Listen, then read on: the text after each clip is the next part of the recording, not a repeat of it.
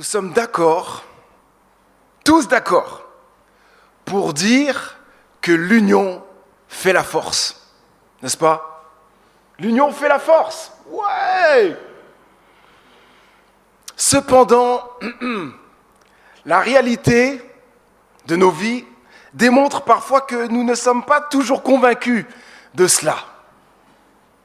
L'union fait la force, mais j'aime bien faire les choses un peu seul. Mais écoutez bien ceci, travailler seul pour Christ, c'est bien. Travailler ensemble pour Christ, c'est largement mieux. Car cela permet de multiplier nos forces, de préserver davantage, de persévérer, davantage, et de produire plus de fruits pour la gloire de Dieu. Dimanche dernier, pour ceux qui étaient présents, Axon a prêché sur le thème « Christ, force de notre influence ». Et vous pouvez retrouver cette prédication sur la chaîne YouTube de l'Église. Axon a rappelé que nous sommes appelés à influencer notre entourage par la puissance de Christ, afin que beaucoup se tournent vers Jésus-Christ pour être sauvés. Toutefois, cette influence peut être considérablement amplifiée si nous agissons ensemble dans l'unité, dans la même direction. Dans une société marquée par l'individualisme, malheureusement, l'Église peut être entraînée dans cette tendance, ce qui peut l'affaiblir. Il est donc impératif de cultiver la vie communautaire et de retrouver un véritable esprit d'équipe. Pourquoi cela est important? Je l'ai déjà dit. Parce que c'est ensemble que nous pouvons réaliser de grands exploits par la puissance de Dieu. Et cela en portant toujours plus de fruits à travers des vies transformées par l'Évangile. Aujourd'hui, je vais aborder ce thème « Christ, force de nos équipes ». Nous allons découvrir trois vérités, trois éléments importants qui peuvent véritablement renforcer l'esprit d'équipe au sein de notre communauté, afin d'impacter davantage notre entourage. J'ose parler d'esprit d'équipe, un peu comme dans les JO, et on sait très bien si une équipe, chacun fait ce qu'il veut, ça va être compliqué pour gagner, n'est-ce pas? Mais plus l'esprit d'équipe est là, plus la victoire peut être remportée. Et nous, en tant qu'Église, nous devons avoir un esprit d'équipe, être en mode équipe pour remporter des victoires par la puissance de Christ. Nous clôturons notre série de prédications sur la lettre de Paul aux Colossiens que nous avons intitulée « Christ, notre force ». L'apôtre Paul, bien qu'en prison à cause de sa foi, n'a jamais cessé de proclamer Jésus-Christ, d'amener des gens à la foi, de veiller sur plusieurs églises et de les encourager à croître en sainteté et en nombre. On pourrait penser qu'il ne pouvait pas accomplir grand-chose dans une prison. Mais c'est tout à fait le contraire. Même en détention, Paul est resté incroyablement productif pour Dieu. Et on a envie de dire, mais comment il a fait? Comment y est-il parvenu dans une prison? Tout d'abord, il continuait de prier. Il persévérait dans la prière pour les chrétiens et pour que Dieu touche des milliers de vies. Ensuite, il a fait quelque chose de particulièrement remarquable. Il a rédigé des lettres, comme celle que nous lisons aujourd'hui, celle de Colossiens. Ces lettres sont une véritable mine d'or pour nous, n'est-ce pas? Mais écoutez bien ceci. L'une des clés de son ministère, lui permettant de poursuivre l'œuvre de Dieu malgré son emprisonnement, réside dans le fait qu'il avait formé de nombreux leaders, servi aux côtés de nombreuses personnes. Et ces personnes ont ensuite pris le relais permettant à l'œuvre de Dieu de se poursuivre, de se développer, même en son absence. La fin de la lettre aux Colossiens révèle cela.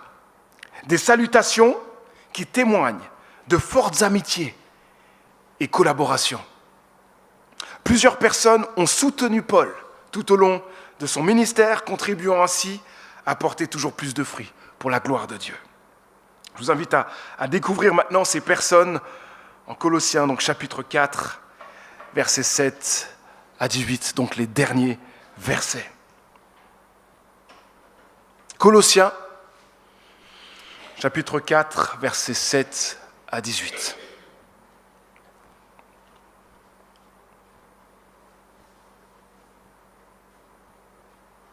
Colossiens, chapitre 4, versets 7 à 18. Je lis. Tychik, notre cher frère, qui est un serviteur fidèle et notre collaborateur dans l'œuvre du Seigneur, vous mettra au courant de tout ce qui me concerne. Je l'envoie exprès chez vous pour qu'il vous donne de mes nouvelles et qu'ainsi il vous encourage. J'envoie avec lui Onésime, notre cher frère et fidèle frère, qui est l'un des vôtres. Il vous mettra au courant de tout ce qui se passe ici. Vous avez les salutations d'Aristarque, mon compagnon de prison, et du cousin de Barnabas, Marc, au sujet duquel vous avez reçu mes instructions. S'il vient vous voir, faites-lui bon accueil. Jésus, encore appelé Justus, vous salue également. Ces hommes sont les seuls croyants d'origine juive qui travaillent avec moi pour le royaume de Dieu. Ils ont été pour moi un encouragement. Épaphras, qui est aussi l'un des vôtres, et un serviteur de Jésus-Christ, vous envoie également ses salutations.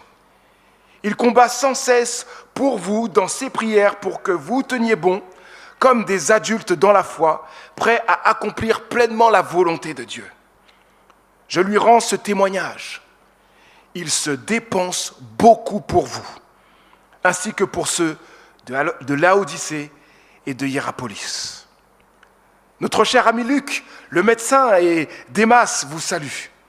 Veuillez saluer de notre part les frères et sœurs de Laodicée, ainsi que Nympha et l'Église qui se réunit dans sa maison. Lorsque cette lettre aura été lue chez vous, faites en sorte qu'elle soit également lue dans l'Église des Laodicéens, et lisez vous-même celle qui vous sera transmise par les Laodicéens. Dites à Archippe, veille sur le ministère que tu as reçu dans l'œuvre du Seigneur pour bien l'accomplir. Moi, Paul, je vous adresse mes salutations en les écrivant de ma propre main. Ne m'oubliez pas alors que je suis en prison. Que la grâce de Dieu soit avec vous. Amen. Alors je ne vais pas donner tous les détails de ce qui est écrit ici, il y aurait tellement de choses à donner, mais j'aimerais que nous nous arrêtions sur cette question. Comment, en Christ, pouvons-nous renforcer l'esprit d'équipe au sein de notre communauté afin d'impacter davantage notre entourage ? Premièrement, cultivons l'affection mutuelle. Cultivons l'affection mutuelle. Dans ces versets, nous voyons l'affection de Paul et aussi des frères qui ont travaillé avec lui. Cela illustre bien l'amour et le lien d'affection qui doit régner dans la communauté. C'est une force pour l'Église, l'affection. L'affection se manifeste de plusieurs manières dans ce texte. Et j'aimerais prendre un temps pour cela. L'affection se manifeste par des salutations chaleureuses. On entend ici, vous avez des salutations d'un tel, etc. Saluez aussi de notre part l'Église, etc. Dire bonjour peut sembler banal, anodin, mais ça ne l'est pas. Un bonjour affectueux peut ouvrir la voie à des relations profondes au sein de l'Église et renforcer nos liens.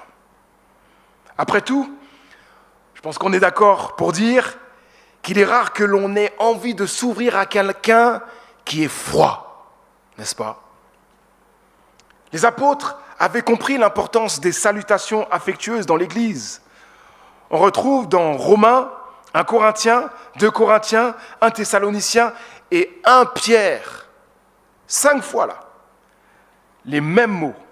Saluez-vous les uns les autres en vous donnant le baiser fraternel.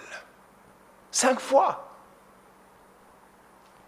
La pratique qui consiste à se faire l'accolade et à embrasser ses amis sur la joue ou sur le front était courante à l'époque de l'Ancien Testament. Les apôtres ont encouragé les églises à maintenir cette pratique pour manifester l'amour entre frères et sœurs dans la foi. Que ce soit par un simple bonjour, une accolade, un bisou ou un geste, saluons-nous les uns les autres chaleureusement. Dès le début d'un culte, d'une réunion de prière, d'une rencontre, montrons notre joie d'être ensemble, car nous sommes la famille de Dieu. L'affection se manifeste aussi par le désir d'être ensemble. J'ai commencé un peu à le dire là. Bien que cela ne soit pas toujours exprimé de manière explicite, l'amour de Paul pour les frères et sœurs chrétiens à qui il écrit révèle son souci pour eux et son désir de les voir. Nous devons apprendre à exprimer notre désir de nous voir les uns les autres. Osons parfois dire des mots d'affection, que ce soit en personne ou par écrit. En rentrant de vacances, j'ai été touché par la joie de certaines personnes qui me disaient leur joie de me voir. J'ai même reçu un SMS d'une personne qui me disait à quel point je comptais pour lui. Ça m'a beaucoup touché. Mais ça m'a aussi fait réfléchir. J'ai réalisé que j'ai encore besoin d'apprendre à exprimer davantage ma joie d'être avec les autres. Autre point, l'affection se manifeste par des prises de nouvelles régulières. Même à distance, l'apôtre Paul n'a jamais cessé de s'intéresser aux églises, à leur foi, à leurs responsables, à ceux qui lui étaient proches. Quand on aime, on s'intéresse aux autres, n'est-ce pas? Paul, emprisonné, avait vraiment besoin de recevoir des nouvelles aussi, et il en donnait lui-même à son tour. Alors, à son époque, il n'y avait pas d'internet, il n'y avait pas de téléphone, et imaginez alors ce qu'il fallait faire pour communiquer. Quelqu'un devait parcourir des centaines et des centaines de kilomètres pour apporter une lettre. Et cela sans voiture, sans moto, sans avion, mais à pied, à dos d'âne, de cheval, en bateau. Les courriers étaient donc rares et d'autant plus précieux à cette époque. Paul se souciait profondément de ses frères et sœurs. Il va même jusqu'à dire au verset 18, « Ne m'oubliez pas alors que je suis en prison. » En d'autres mots, Paul dit, « Je pense à vous, pensez aussi à moi. » Et nous, ne nous contentons pas d'un simple bonjour affectueux. Prenons le temps de nous soucier les uns des autres, de nous ouvrir les uns aux autres, pour une communion fraternelle plus profonde qui honore Dieu. L'affection se manifeste aussi par des félicitations encourageantes. Paul félicite ceux qui ont été pour lui une source d'encouragement et qui ont fait preuve de fidélité dans le service pour Christ. Ce serait formidable dans l'Église que nous apprenions tous à exprimer notre affection par des compliments. Imaginez si chacun osait dire à l'autre, « Je rends grâce à Dieu pour toi. Je rends grâce à Dieu pour tes progrès dans la foi. pour le bonheur que tu m'apportes, pour ta fidélité. Merci pour qui tu es, pour ta gentillesse. Merci pour ta prière occulte qui m'a encouragé. Ce genre d'expression renforcerait nos liens et serait un véritable encouragement pour chacun. L'affection se manifeste aussi par le pardon et la réconciliation. Ce n'est pas explicite dans notre texte, mais vous allez le comprendre dans quelques instants. Avant cette lettre aux Colossiens, Paul a eu un problème avec Marc. Marc avait accompagné Paul et Barnabas lors de leur premier voyage missionnaire. Mais il les a abandonnés lorsque les difficultés se sont intensifiées. Cet abandon a conduit certainement l'apôtre Paul à douter de la loyauté de Marc, au point qu'il a refusé de l'intégrer à son équipe pour le deuxième voyage missionnaire. De son côté, Barnabas, qui était le cousin de Marc, souhaitait que celui-ci accompagne Paul. Il y a eu un désaccord entre Paul et Barnabas et ça a été si vif que ça a entraîné une séparation. Et heureusement, l'histoire ne s'arrête pas là. Dans Colossiens, donc chapitre 4, donc notre chapitre, mais au verset 10, Paul mentionne Marc en ces termes. Vous avez les salutations de Marc, au sujet duquel vous avez reçu mes instructions. S'il vient vous voir, faites-lui bon accueil. Cela démontre clairement que la relation entre Paul et Marc s'est rétablie. Marc a changé, Paul et lui se sont réconciliés. Marc est devenu, on le lit dans d'autres textes, on voit qu'il est devenu un ami proche de Paul, un précieux collaborateur missionnaire et l'un de ses bras droits dans le service pour Dieu. Mes amis, lorsque des conflits ou des malentendus surviennent, le pardon et la réconciliation sont très importants. Cela pour restaurer, renforcer et préserver nos relations. Cela préserve l'unité de l'Église et permet à l'Église de continuer à grandir. Soyons toujours prêts à vivre le pardon et la réconciliation au sein de notre communauté. Deuxièmement, comment en Christ pouvons-nous renforcer l'esprit d'équipe afin d'impacter davantage notre entourage? Travaillons et prions pour la croissance de l'Église. Et cela ensemble. Paul aurait pu travailler seul, mais il a choisi de le faire avec d'autres. Il était conscient de ses limites. Le programme était bien trop ambitieux. Gagner le monde entier pour Christ. Annoncer l'Évangile, implanter des églises, guider les communautés existantes et nouvelles, et prendre soin de chacun pour qu'il grandisse dans sa foi, et plus encore. C'était tout simplement impossible de faire tout cela seul. Paul a donc constamment formé, délégué, envoyé des collaborateurs. C'est d'ailleurs un modèle que Jésus nous a montré, n'est-ce pas, en formant ses disciples, qui ont ensuite bouleversé le monde par sa puissance. Paul honore plusieurs personnes pour leur fidélité au service de Dieu. J'aimerais tant prendre le temps de voir chaque détail de toutes ces personnes.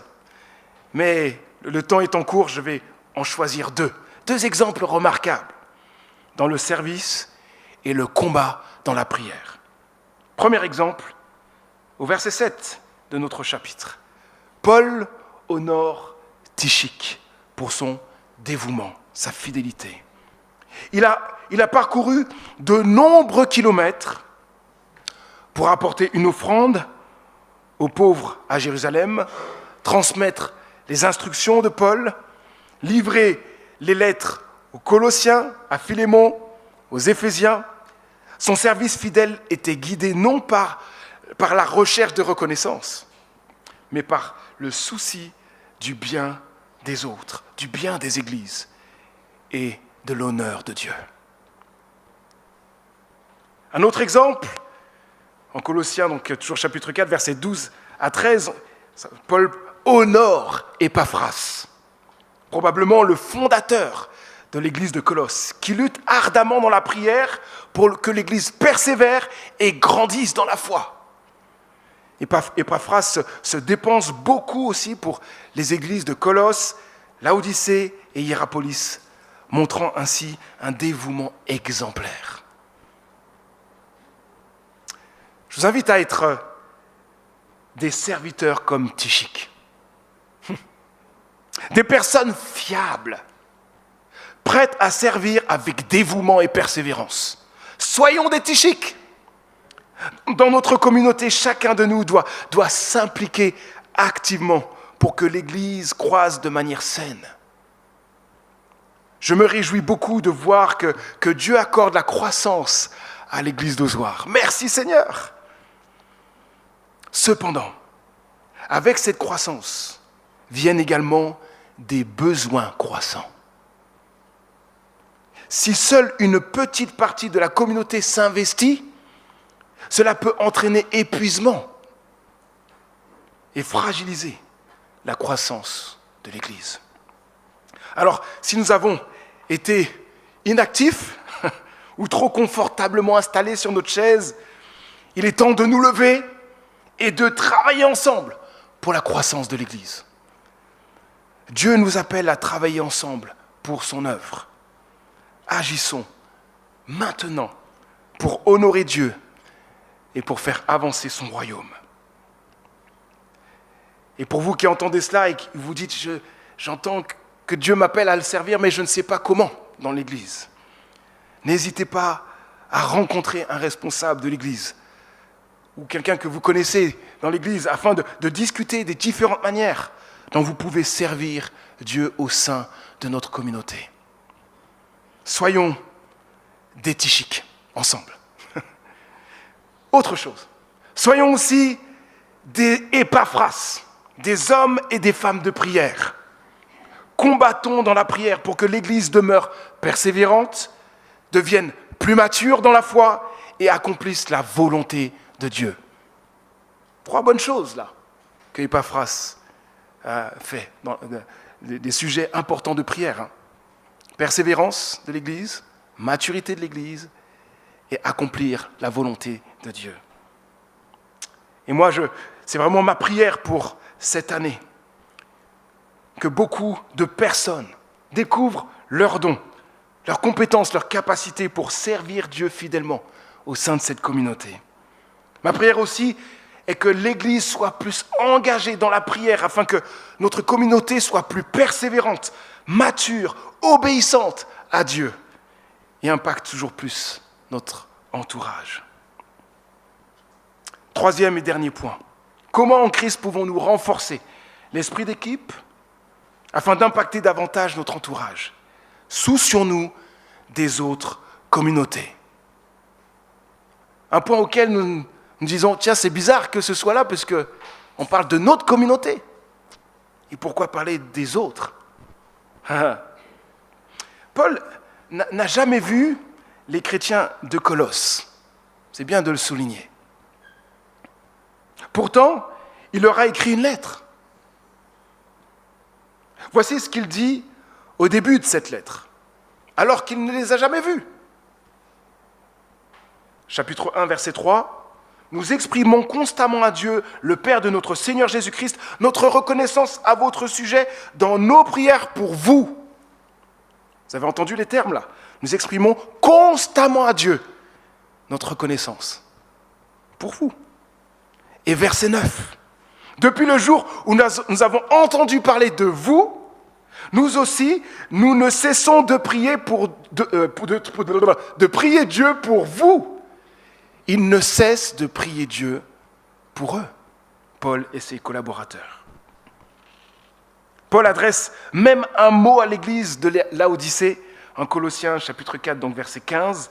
« Veuillez saluer de notre part les frères et sœurs de Laodicée, ainsi que Lympha et l'église qui se réunit dans sa maison. » Il pense à toutes ces églises et bien d'autres encore. C'est surprenant, l'apôtre Paul écrit à une communauté qu'il n'a jamais vue, uniquement sur la base des nouvelles qu'il a reçues certainement d'Épaphras. À lire sa lettre, on a l'impression qu'il les connaît très bien. Et pourquoi avons-nous cette impression ? Parce que Paul sait que les personnes qu'il n'a jamais rencontrées font partie de sa famille. Oh, ils font partie de ma famille, c'est la famille de Dieu. Il manifeste un profond amour pour eux et en les protégeant des mauvaises influences, en les fortifiant et en les encourageant. C'était le but de cette lettre. Pour renforcer l'esprit d'équipe au sein de notre communauté, rappelons-nous qu'il existe d'autres communautés à travers le monde. Nous ne sommes pas seuls. Nous faisons partie d'une méga équipe. Une équipe composée de millions de chrétiens dans le monde entier qui œuvrent pour la gloire de Dieu. Vous savez, l'attitude de Paul me reprend, car même si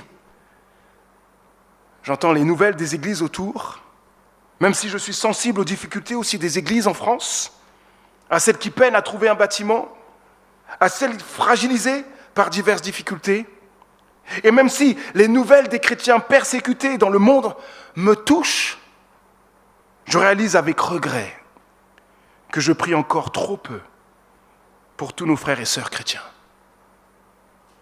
Vous êtes aussi comme moi ? Je me sens repris par l'attitude de l'apôtre, qui se souciait tant des églises qu'il n'avait jamais rencontrées, alors que moi je m'en préoccupe si peu. Paul ne cesse de prier pour eux. Est-ce avec une telle persévérance que nous prions pour les chrétiens que nous ne connaissons pas ? Vendredi dernier, j'ai lu une citation sur le site de Portes Ouvertes, une association qui soutient les chrétiens persécutés et qui donne un tas de nouvelles des chrétiens persécutés pour que nous puissions prier pour eux.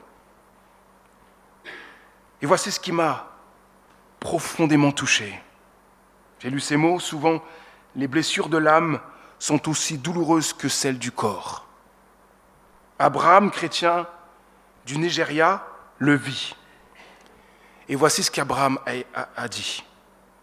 J'ai lutté pour survivre. Parfois, j'ai l'impression de pouvoir parler à Dieu.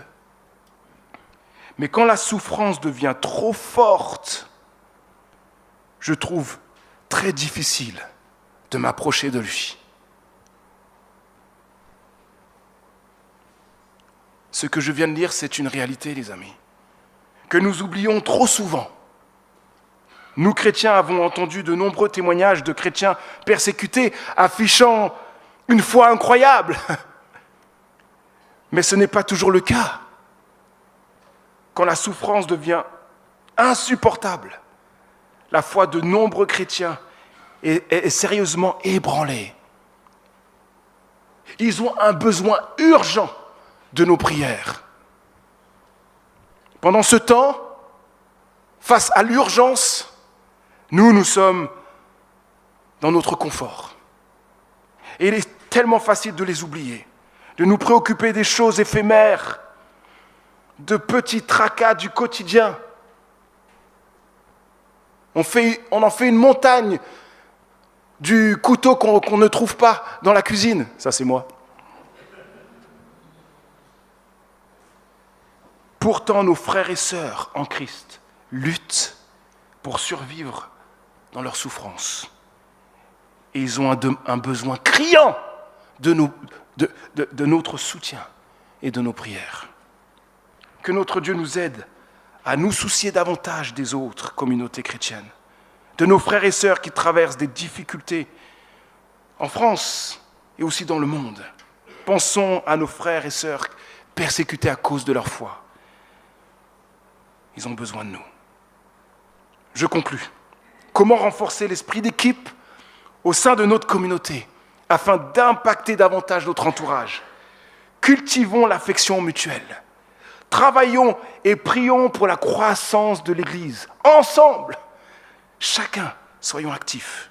Et enfin, soucions-nous des autres communautés, parce que l'équipe est bien plus grande que la petite église d'Ozoir. Paul termine sa lettre par ces mots. Que la grâce de Dieu soit avec vous. Il y a un poids là dans ces quelques mots.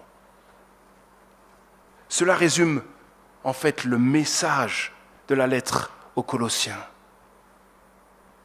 Cela nous dit nous avons uniquement besoin de la grâce de Dieu pour être sauvés de la mort et du péché. La grâce en Jésus-Christ qui a donné sa vie à la croix pour pardonner nos fautes, afin de rétablir notre relation avec Dieu pour l'éternité. Nous avons besoin de rien d'autre que Jésus pour être sauvés. Et il y a une autre vérité concernant la grâce. C'est aussi par cette même grâce que nous pouvons expérimenter la puissance de Dieu dans nos vies, accomplir sa volonté, quelles que soient les circonstances. Nous avons tous besoin de la grâce de Dieu. La grâce pour toute notre vie quotidienne, afin que l'Église continue à croître, afin que Dieu soit toujours plus honoré et glorifié. Que sa grâce soit avec nous tous. Prions. Notre Dieu, apprends-nous à puiser en Christ toutes les forces nécessaires pour faire ta volonté, pour faire le bien autour de nous et t'honorer. Renforce l'esprit d'équipe au sein de notre communauté et dans toutes les églises dans le monde entier, pour que nous puissions avoir un impact plus grand sur notre entourage. Parce que nous voulons que tous passent de la mort à la vie. Nous ne voulons pas que tous les gens que nous connaissons aillent en enfer, loin de toi, loin de ta présence. Mais nous voulons que tous viennent à toi pour expérimenter ta présence, être pardonnés et recevoir la vie éternelle. Aide-nous, Seigneur, à cultiver l'affection mutuelle, à prier et travailler ensemble pour la croissance de l'Église, et à nous soucier des autres communautés qui œuvrent également pour ton royaume. Merci de continuer à œuvrer en nous pour que nous te servions fidèlement et soyons une source de bénédiction, d'encouragement, de soutien, de réconfort et de consolation pour tous ceux qui nous entourent, afin que par notre amour, beaucoup se tournent vers toi. Notre Dieu, que ta grâce soit avec nous tous, que ta grâce soit avec nous tous. Au nom de Jésus-Christ. Amen.